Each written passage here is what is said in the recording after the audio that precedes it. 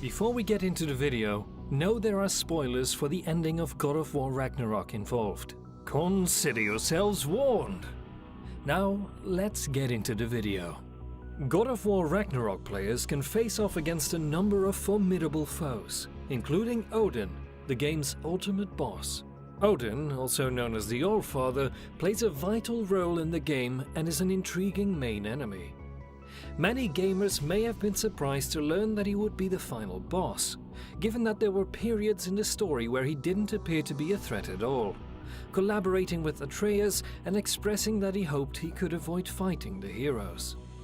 However, that all changed toward the end of the game, when he attacked the heroes, starting an epic war between the Asgardians and Kratos' army.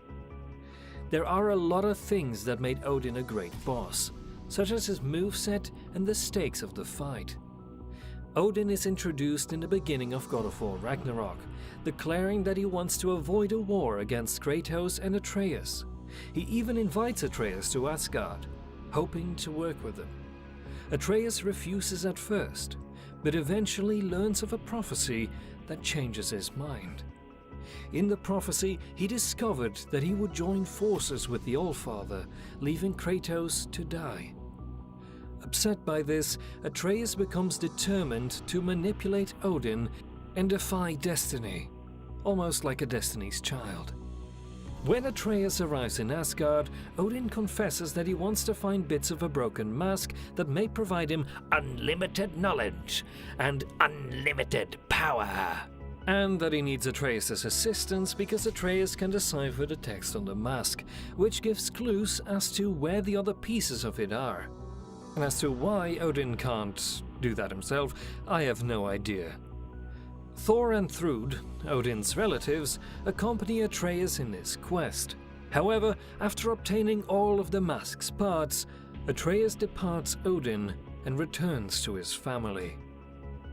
Earlier in the game, before Atreus goes to Asgard, he searches for Tyr, another god of war, to help him in his fight.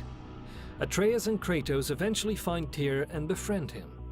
However, Tyr declares that he isn't much of a fighter anymore, and would rarely help the heroes in battle. Tyr seemed to be a side character throughout most of the story, until Atreus leaves Odin with the mask. Upon revealing that he has it, the heroes talk about how they can finally defeat Odin, with Tyr taking the mask from Atreus and revealing that he knows a way to Asgard. Brock grows suspicious of Tyr after hearing this, especially when the God of War addresses Atreus as Loki, his other name, the one that Odin uses. Angered, Tyr kills Brock and reveals that the heroes hadn't actually been with the God of War this whole time, but rather the Allfather, who disguised himself as Tyr, which stung for a moment. We loved Brock. At the end of the game, players go to Asgard and fight hordes of enemies, leading up to a boss fight against Thor. After defeating the god of thunder, Kratos decides not to kill him, and the two gods have a conversation that the Allfather walks in on.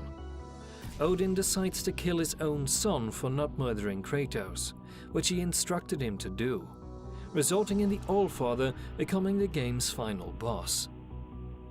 Odin battles with his magical spear, which he uses to cast spells and as a combat weapon. During the first phase of the combat, his strongest attack allows him to attack the arena itself, striking Kratos wherever he is. Odin's magic is used to bind Kratos and Atreus to the ground at the end of the very first part of the fight. Fortunately, Freya appears and casts a similar spell on the Allfather, saving the heroes. But Odin is smart. He breaks the earth beneath him and his opponents to break free from her enchantment, sending them into the arena of the fight's second phase, the epic Great Lodge's basement. Before the fight continues, Odin tries to convince Atreus to join forces with him one last time and use the mask to learn all the things he wants to know. Atreus refuses, however, and breaks the mask apart. Atreus refuses, however, because he has the power of the internet, and breaks the mask apart. Outraged, Odin becomes a much more powerful opponent for God of War Ragnarok players to deal with as he's throwing a fit. In this second phase, Odin can turn his spear into a whip to fight with.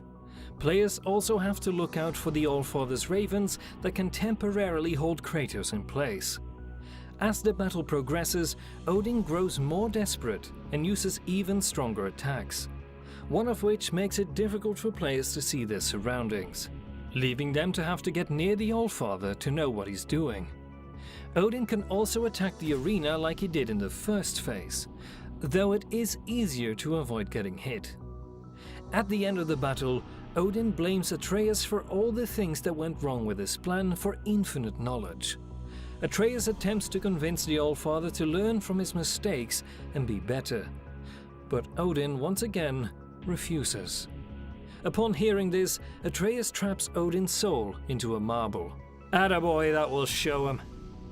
He, Kratos and Freya are left unsure of what to do with him, causing Sindri to appear and break the marble himself, killing the Allfather once and for all. Revenge, I guess? With Odin defeated and the 9 realms saved, the heroes separate and go on their own quests. The battle against Odin was a thrilling way to end God of War Ragnarok's story, as he was a compelling antagonist that was fun to fight against, which will be hard to top in the next installment.